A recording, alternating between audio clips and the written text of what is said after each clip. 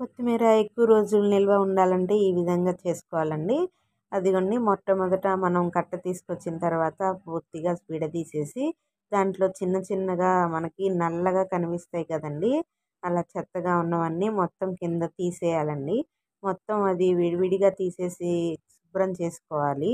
ఎక్కడెక్కడ ఉంది అనేది కొంచెం కూడా మనకి ఉండకూడదు. ఇది సంవత్సరం పాటు నిల్వ ఉండటానికి మనం తయారు చేసుకుంటున్నాం కదా! కొంచెం శ్రద్ధ పెట్టి, కొంచెం టైం తీసుకొని తయారు చేసుకుంటే మనకి ఖచ్చితంగా సంవత్సరం పాటు నిల్వ ఉంటుందండి.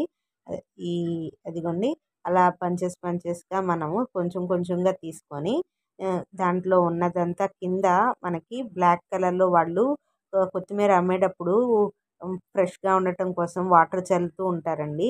అలా వాటర్ చల్లటం వల్ల బ్లాక్ కలర్‌లో వచ్చేస్తుంది. కొత్తిమీర కొంచెం పాడైపోయినా మొత్తం పాడైపోయే అవకాశం ఉంటుందండి.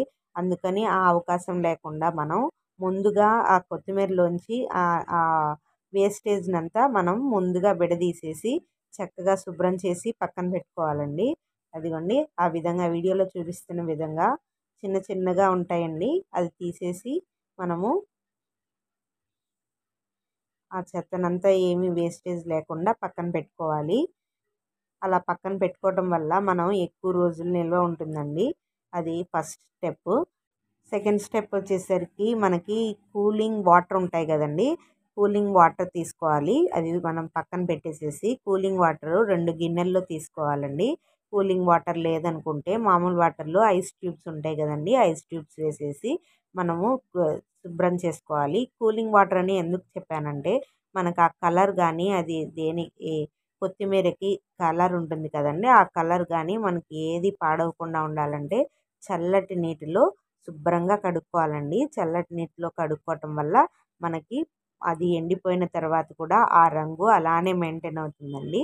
దానికున్న రంగు మొత్తం అలానే మెయింటైన్ అవుతుంది. ఈ విధంగా తయారు చేసి చూడండి. ఖచ్చితంగా సంవత్సరం పాటు నిల్వ ఉంటుంది. నాది గ్యారంటీ అండి. మీరు నిల్వ ఉండలేదంటే కామెంట్ చేయొచ్చు. ఖచ్చితంగా నిల్వ ఉంటుంది. నేను చెప్పినట్టు చేస్తే. అదిగోండి అలా శుభ్రంగా కడుక్కొని ఒకవేళ ఇవి నల్లగా అయిపోయాయి అంటే మళ్ళీ నీరు మార్చుకొని శుభ్రంగా కడగండి.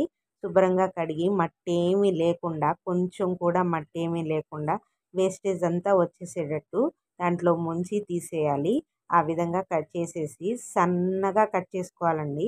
ఎంత సన్నగా కట్ చేసుకోగలిగితే అంత సన్నగా కట్ చేసుకోవాలి. అంత సన్నగా కట్ చేసుకోవాలండి. చూడండి ఆ విధంగా కట్ చేసుకొని ఒక కాటన్ క్లాత్ మీద మనము వాడుకునే కాటన్ క్లాత్స్ టవల్స్ ఉంటాయి కదండీ! ఆ విధంగా మొత్తము పరుచుకొని కొంచెం కూడా వాటర్ లేకుండా చేసుకోవాలండి. ఒక 5 రోజుల తర్వాత చూపిస్తున్నాను. ఒక 5 రోజుల తర్వాత అదే కలర్‌తో అదే విధంగా మెయింటైన్ అయ్యి ఉంటుంది.